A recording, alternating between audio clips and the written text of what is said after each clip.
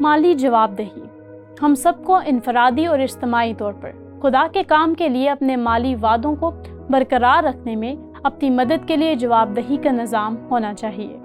मैं मिशेल हूँ। मैंने इस उसूल को माली जवाबदेही का नाम दिया है, और जैसे ही हम इस हवाले की तरफ बढ़ेंगे तो आप देखेंगे कि पालूस रसूल ने करंथियों के साथ इस उसूल पर एक काबिल ज़िक्र अंदाज में अमल किया है। और हम सब ये देखेंगे कि जैसे ही हम इस हवाले का मुतालिया करेंगे, जैसा कि आपको याद होगा, तीतस एक रिपोर्ट लाया जब वो पालूस से मकदूनिया में मिला। इस रिपोर्ट में बहुत से अच्छे पहलू थे, लेकिन इस रिपोर्ट का एक पहलू ये भी था कि उन्होंने इस खास मंसूबे के सिलसिले में किए गए वादों पर अमल करने में कोताही की थी। और जैसा कि हम देखेंगे कि उस वक्त क्या हुआ, अब हम यहाँ देखते हैं कि पालूस ने एक बहुत ही उम्दा मंसूबा तैयार किया, और मैं चाहती हूँ कि आप इसे जहन में रखें क्योंकि ये अहम है, और हम ये याद रखें कि एक मंसूबा था, एक हिकमत अमली का मंसूबा, और हम इस मंसूबे पर गौर करना चाहते हैं जैसा कि इसका इत्तलाक करंथियों की कलीसिया पर किया गया। इस मंसूबे के 4 पहलू हैं। सबसे पहले पालूस ने तीतस को भेजा कि वो उनकी मदद करे जिसका उन्होंने वादा किया था। दूसरे करंथियों उसके 8 बाब 6 आयत मेरे ख्याल में इस मुशाहदे को वाज़िया करने के ताल्लुक से ये बहुत मखसूस है जो पालूस ने लिखा। इस वास्ते हमने तीतस को नसीहत की कि जैसा उसने पहले शुरू किया था वैसा ही तुम में इस खैरात के काम को पूरा भी करे। दूसरे लफ्जों में पालूस यहाँ खत में कह रहा है कि तीतस आपके पास आया, वो तुम्हारे साथ था, उसने मुझे इत्तला दी है और मैं उसे वापस भेजने लगा हूँ। और उसको वापस भेजने की एक वजह यह है कि इस खास मंसूबे के सिलसिले में जिसके बारे में आपने वादा किया था उसके लिए आपको जवाबदा होने में मदद करना है। लिहाजा ये वाकई इस खास हिकमत अमली वाले मंसूबे का एक पहला नुक्ता था। दूसरा नुक्ता यह है कि पालूस एक ज़ाती खत लिखा जिसमें उन्हें काम ख़त्म करने की तरकीब दी गई। वो ज़ाती खत करंथियों के नाम दूसरे खत में है। ये वही खत है और लिहाजा वो इस खत में बाब 8 की आयत 10 और 11 में कहता है, और मैं इस अमर में अपनी राय देता हूँ क्योंकि ये तुम्हारे लिए मुफीद है, इसलिए कि तुम पिछले साल से ना सिर्फ इस काम में बल्कि इसके इरादा में भी अव्वल थे।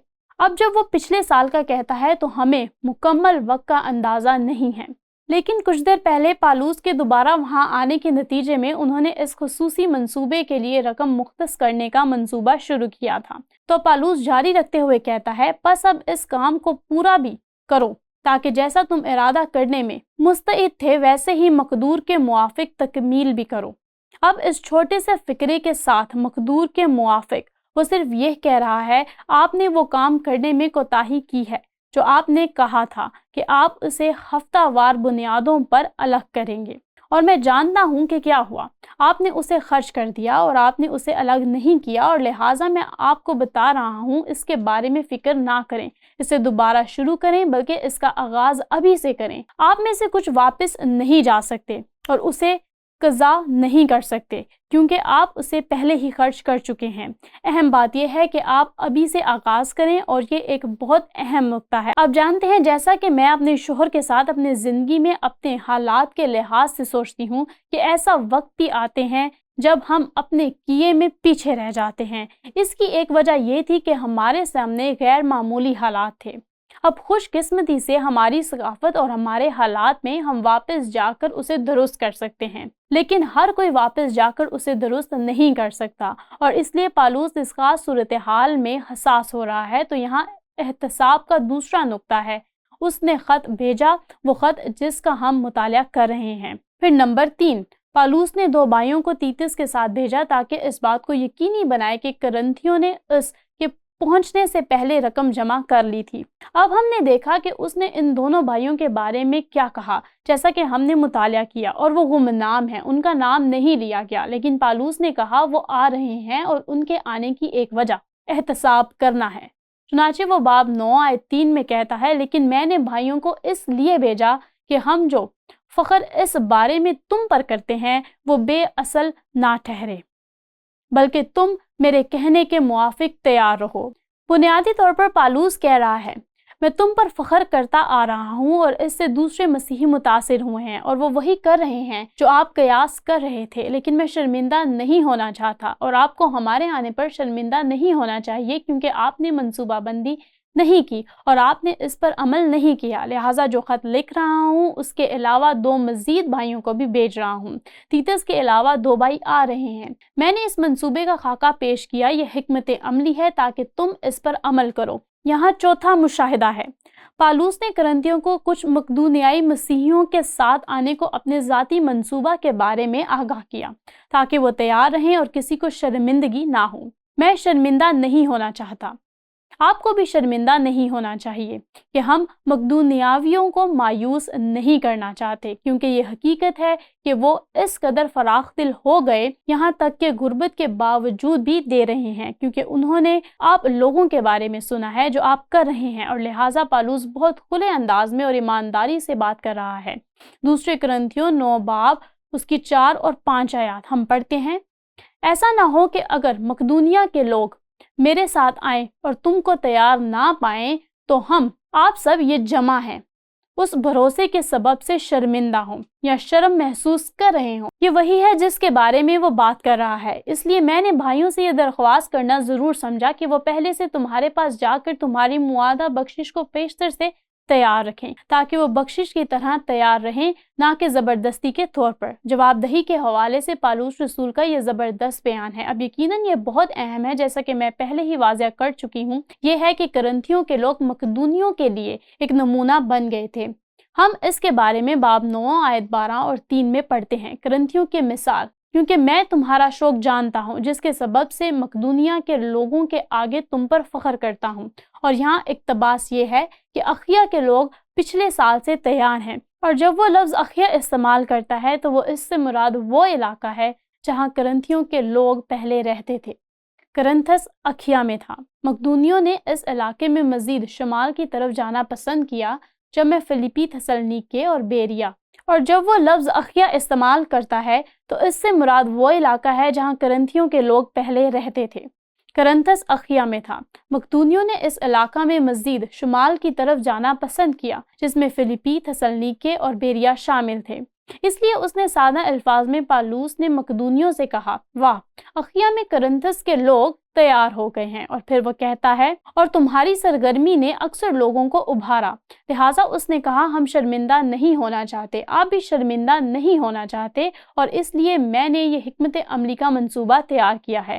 اب اطلاق کے لحاظ سے میں سمجھتی ہوں کہ ہم یقینی طور پر کہہ سکتے ہیں کہ پالوس نے جو کچھ کیا وہ تمام ایمانداروں کے لیے جواب دہی کی اہمیت کو واضح کرتا ہے۔ ہم سب، یہ ایک منفرد صورتحال ہے، اس میں ایک منفرد منصوبہ شامل ہے، لیکن مجھے لگتا ہے کہ یہاں مشاہدات اور رسول ہیں جو یقینی طور پر ہم سب سے متعلق ہیں، اور ہم میں سے اکثر جو خداوند سے محبت رکھتے ہیں، مثال کے طور پر ہماری زندگیوں میں، آپ جانتے ہیں، ہم نے ایک ضرورت کے بارے میں سنا ہے، ہم اس کے بارے میں پرجوش ہو جاتے ہیں، لیکن اگر ہمارے پاس احتساب کا کوئی نظام نہیں ہے تو اسے بھول جانا آسان ہے، اسے ایک طرف رکھنا آسان ہے، خاص طور پر اس دنیا میں جس میں ہم رہتے ہیں۔ لہٰذا کرنتھیوں کی طرف اپنے وعدوں کو بھول جانا اور اس کی پیروی کرنا آسان ہے۔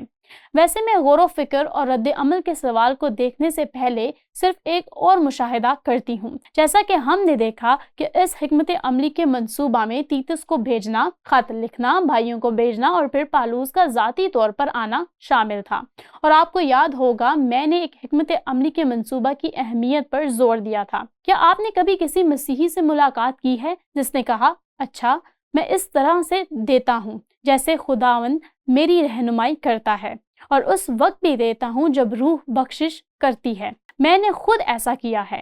یہ حیرت انگیز ہے کہ آپ کس طرح تشریح کر سکتے ہیں کہ اس وقت خداوند رہنمائی کر رہا ہے اور دوسرے ہی وقت رہنمائی نہیں کر رہا ہے۔ اب میں صرف یہ کہہ رہی ہوں کہ یہ ایک بہت ذاتی بیان ہے، اور یقیناً خداوند ہمیں کچھ کام کرنے کے لیے مخصوص اوقات میں خاص طریقوں سے دینے کے معاملے میں رہنمائی کرتا ہے۔ میرے شوہر اور میں نے اس کا تجربہ کیا ہے، لیکن عام طور پر یہ کام نہیں کرتا۔ ہمیں ایک خاص حکمت عملی کے منصوبہ کی ضرورت ہے، اور اس طرح آپ کو الہی اور انسان کے درمیان توازن نظر آتا ہے، اور پالوس یقینی طور پر یہ بہت واضح طور پر بیان کرتا ہے، احتساب یا جواب دہی ہونا ضروری ہے۔ اب غور و فکر کے رد عمل کا سوال یہ ہے کہ آج ہمارے کلیسیاؤں میں روحانی رہنماؤں کے لیے کون سے مناسب طریقے ہیں جن سے ہمیں جواب دہ ہونے میں مدد مل سکتی ہے، اور پہلی چیز جو ذہن میں آتی ہے جب میں اس کے بارے میں سوچتی ہوں وہ ہے بائبل کی تعلیم۔ آج ہم شام کیا کرنے کی کوشش کر رہے ہیں جب ہم ان اصولوں اور اس ہدایات کو دیکھتے ہیں جو خدا نے ہمیں دی ہیں؟ خدا نے یہ بہت واضح طور پر بیان کیا ہے، اگرچہ یہ ایک مخصوص منصوبے کے بارے میں تھا، لیکن میرے خیال میں ان اصولوں کا اطلاق ہمارے تمام حالات پر ہوتا ہے۔ ہم جہاں بھی ہیں، ہم جس حال میں بھی ہیں، دنیا میں کوئی بھی جگہ ہو، اور اس لیے ہمیں بائبل کی تعلیم کی بغیر کسی بہانے اور ملاوٹ کی ضرورت ہے، اور حوصلہ افزائی اور ہیرا پھیری کے درمیان ایک بہت ہی باریک لکیر ہے، اور مجھے لگتا ہے کہ پالوس حوصلہ افزائی کا خاکہ پیش کرتا ہے، نہ کہ ہیرا پھیری کا۔ وہ صرف اس مخصوص صورتحال میں حقائق بیان کر رہا ہے۔ اب میرا خیال ہے ہمیں اس حقیقت کے بارے میں بھی حساس ہونا پڑے گا کہ وہاں مسیحی بھی ہیں جن کے ساتھ ہیرا پھیری کی گئی ہے۔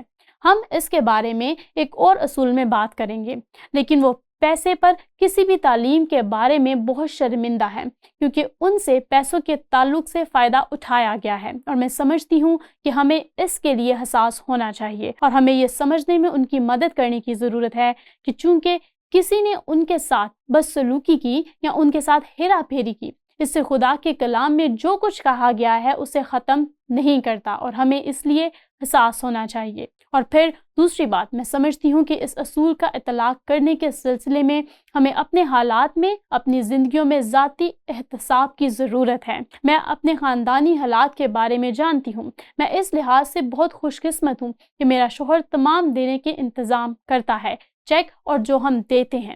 اگرچہ میں اس میں شامل ہوں، لیکن میں جانتی ہوں کہ وہ چیک لکھے جائیں گے، میں جانتی ہوں کہ وہ رقم دی جائے گی، اور یہ باقاعدگی اور متناسب طور پر دیا جائے گا۔ اور یہ تسلی کا ایک بہت بڑا سلسلہ ہے، کسی ایسے شخص کو حاصل کرنا جس کے لیے آپ جواب دہ ہوں، یا کوئی ایسا شخص جو صورتحال میں جواب دہ ہو۔ ہماری صورتحال کچھ بھی ہو، ہمیں کسی نہ کسی قسم کے ذاتی احتساب یا جواب دہی کی ضرورت ہے، اور میں اس کے لیے شکر گزار ہوں۔